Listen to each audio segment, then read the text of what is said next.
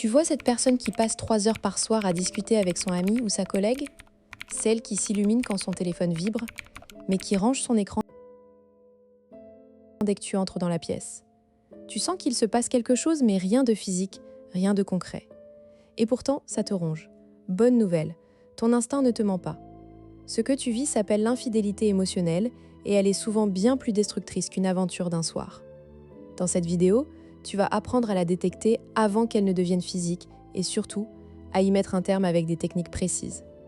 Tu vas comprendre pourquoi cette relation parallèle est si addictive pour ton partenaire et comment reprendre le contrôle sans faire de scène. À la fin, tu sauras exactement quoi dire et quoi faire pour briser ce lien toxique. On commence. La croyance la plus répandue, c'est que l'infidélité commence par un baiser ou une nuit à l'hôtel. Du coup, tant qu'il n'y a pas de geste physique, on se dit que tout va bien. On minimise, on se rassure, ce ne sont que des messages, ils ne se sont jamais vus seuls. Grave erreur. La vérité, c'est que le véritable adultère commence dans la tête et dans le cœur, bien avant les corps. Et c'est là que le piège se referme. Une étude de Glass et Wright, datant de 1997, a révélé que 60% des hommes et 45% des femmes considèrent une liaison émotionnelle comme aussi grave, voire plus, qu'une liaison purement sexuelle. Pourquoi ? Parce que l'intimité émotionnelle est le ciment du couple. Quand ton partenaire partage ses peurs, ses rêves, ses frustrations avec quelqu'un d'autre, il te vole la substance même de votre relation. Le pire, cette connexion secrète libère de la dopamine et de l'ocytocine, créant une dépendance semblable à celle d'une drogue. Ton partenaire ne cherche pas du sexe, il cherche une échappatoire émotionnelle. Et c'est bien plus dangereux. Prenons Camille, 34 ans, kinésithérapeute à Lyon. Elle est avec Julien depuis 8 ans. Tout va bien, ou presque. Mais depuis 6 mois, Julien passe ses soirées à parler à Léa, une collègue de bureau rencontrée en formation. Au début, Camille trouve ça sain, il a des amis, tant mieux. Puis les signes s'accumulent. Julien sourit bêtement devant son téléphone. Il s'habille mieux pour aller au travail. Il se met à critiquer Camille sur des détails. « Tu ne comprends pas mes blagues, tu n'es jamais là pour m'écouter. » Un soir, Camille lui demande « Tu n'as pas répondu hier soir, tu faisais quoi ?» Julien répond, agacé « Je parlais avec Léa. On a des sujets importants, tu sais. » Camille sent un pincement. Elle insiste « Tu lui racontes des choses que tu ne me dis pas ?» Julien se ferme « Ne sois pas parano, c'est juste une amie. » Mais le soir même, Camille le surprend à envoyer un message à Léa à minuit passé. Elle lui pose la main sur l'épaule. « Tu veux qu'on en parle ?»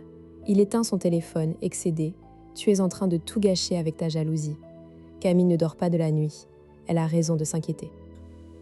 Alors, comment reconnaître ce mécanisme dans ta vie ? Premier signe, le partenaire devient secret avec son téléphone. Il le retourne, le met en mode silencieux ou quitte la pièce pour répondre. Deuxième signe, il compare ouvertement ta présence à celle de l'autre. Lui, elle comprend mieux mes problèmes. Troisième signe, il te cache des pans entiers de sa journée. Il ne mentionne plus cette personne ou alors de façon vague. Quatrième signe, il minimise tes inquiétudes en te traitant de parano. C'est un classique. Si tu coches 2 de ces cases, il est temps d'agir. Première technique, la confrontation calme et précise. Un soir, sans accuser, tu dis « J'ai remarqué que tu passes beaucoup de temps à parler à. Je ne suis pas jaloux, jalouse, mais je me sens mis, de côté.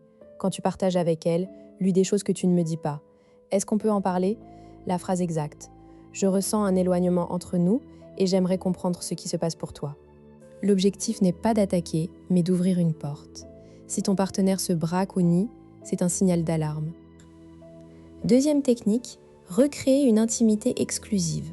Propose un rituel quotidien sans téléphone, 15 minutes le soir, chacun raconte son meilleur et son pire moment de la journée. Pas de jugement, juste de l'écoute. Tu dis « J'aimerais qu'on retrouve notre complicité. Ça te dit d'essayer un petit rituel, juste nous deux ?» Si ton partenaire accepte, tu réintroduis de la connexion. S'il refuse ou trouve ça bébé, demande-lui pourquoi il ne veut pas passer du temps de qualité avec toi. Troisième technique, poser une limite claire. Après avoir écouté, tu énonces ce dont tu as besoin. Phrase exacte. « Je comprends que tu es des amis, mais je ne suis pas à l'aise avec l'intensité de cette relation. J'aimerais que vous réduisiez les messages en dehors du travail et que vous ne vous voyiez pas seul. C'est une limite pour protéger notre couple. » Observe sa réaction.